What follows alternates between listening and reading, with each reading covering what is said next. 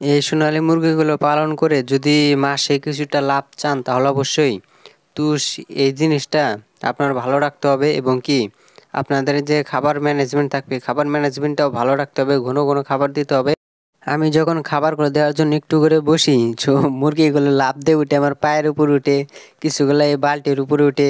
আসসালামু আলাইকুম রহমতুল্লাহ বরকাতু। আশা করি আল্লাহ তাআলার রহমতে আপনারা সবাই ভালো আছেন এবং আলহামদুলিল্লাহ সুস্থ আছেন। আলহামদুলিল্লাহ আল্লাহ তাআলার রহমতে আমি অনেক ভালো আছি এবং সুস্থ আছি।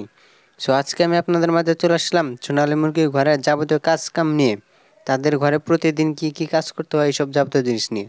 সো যারা যারা নতুন আসছেন তারা অবশ্যই আমার চ্যানেলকে সাবস্ক্রাইব এবং বেল আইকনটি চালু করে রাখবেন, যাতে আমি যখন ভিডিওটি ছাড়ি তখন আপনাদের কাছে নোটিফিকেশনটি চলে যায় এবং তখন তখন আপনারা ভিডিওটি দেখে শিখতে পারেন সোনালী মুরগি কীভাবে পালতে হবে, সোনালী মুরগি কীভাবে কী ভ্যাকসিন দিতে হবে, সোনালী মুরগি কী কী ওষুধ দিতে হবে, এইসব যাবতীয় জিনিস নিয়ে।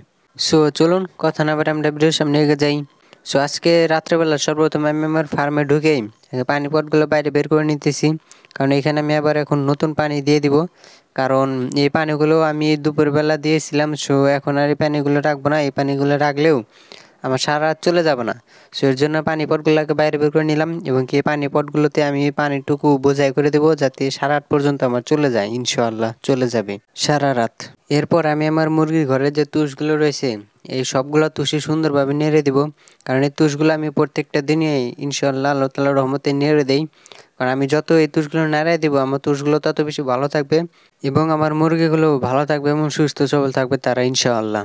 আপনারা যারা মুরগি পালন করেন তারা অবশ্যই এই জিনিসটা খেয়াল রাখবেন এবং কি আপনারা সবাই এই লিটারি জিনিসটা যে তুষগুলা দিবেন এই সবগুলা প্রত্যেকটা দিনে নিম্নপক্ষে 2 থেকে 3 বার করে নাড়া দিয়ে দিবেন অবশ্যই। যদি আপনারা আপনার মুরগিগুলো সুস্থ সবল রাখতে চান তাহলে অবশ্যই এই তুষগুলো আপনারা সুন্দরভাবে প্রত্যেকটা দিন নাড়িয়ে দিবেন, তাহলে আপনার মুরগিটা ভালো থাকবে, সুস্থ থাকবে এবং কি আপনি সারাটা মাস যে পরিশ্রম করবেন এই মুরগি পিছে আল্লাহ তাআলার রহমতে এই মুরগিগুলো আপনাদেরকে কিছুটা ফল দেবে ইনশাআল্লাহ। এই মুরগিদেরকে আপনারা যত বেশি যত্ন করবেন মুরগি তত বেশি আপনাকে ফল দেবে ইনশাআল্লাহ।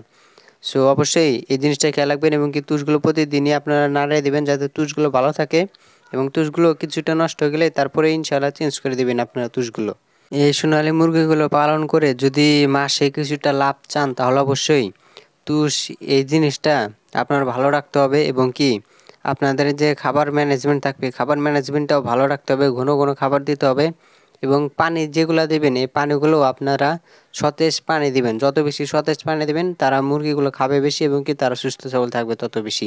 এগুলো সব যদি আপনারা মেনটেন করতে পারেন তাহলে ইনশাল্লাহ আল্লাহ তাআলার রহমতে আপনার মুরগিগুলো সুস্থ সবল থাকবে এবং কি আপনারা মুরগির কাছ থেকে কিছুটা হলেও ইনশাল্লাহ অর্জন পাবেন আল্লাহ তাআলা যদি দেয়।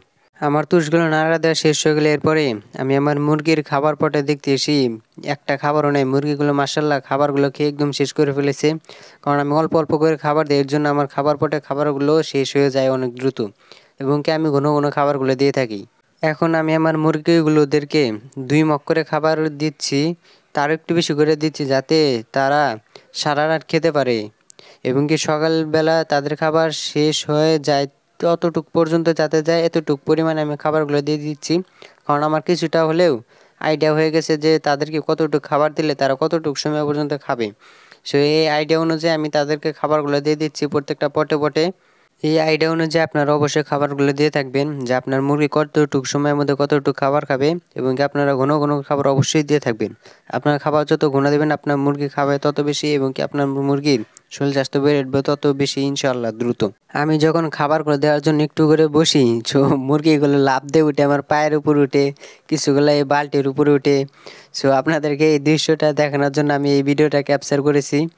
সো দেখেন কিভাবে মুরগিগুলো লাফ দিয়ে উঠে আমার কোলে। প্রত্যেকটা মুরগি একটা যদি উঠতে দেখে অন্যগুলা মুরগি তাহলে অন্যগুলা মুরগিও সুন্দরভাবে লাফ দিয়ে উঠে পায়ে উঠবে এবং কি তাদেরকে খাবারগুলো দিচ্ছি আমি যাতে হাতে হাতে করে একটু একটু দেখি খায় নাকি তারা। আলহামদুলিল্লাহ যেহেতু আমার মুরগিগুলো সুস্থ সবল রয়েছে এর জন্য আমি তাদেরকে কোনো প্রকার ওষুধ দিচ্ছি না খিলানোর জন্য, কারণ মুরগি যত সুস্থ থাকবে তাদেরকে কোনো প্রকার ওষুধ দেওয়া যাবে না।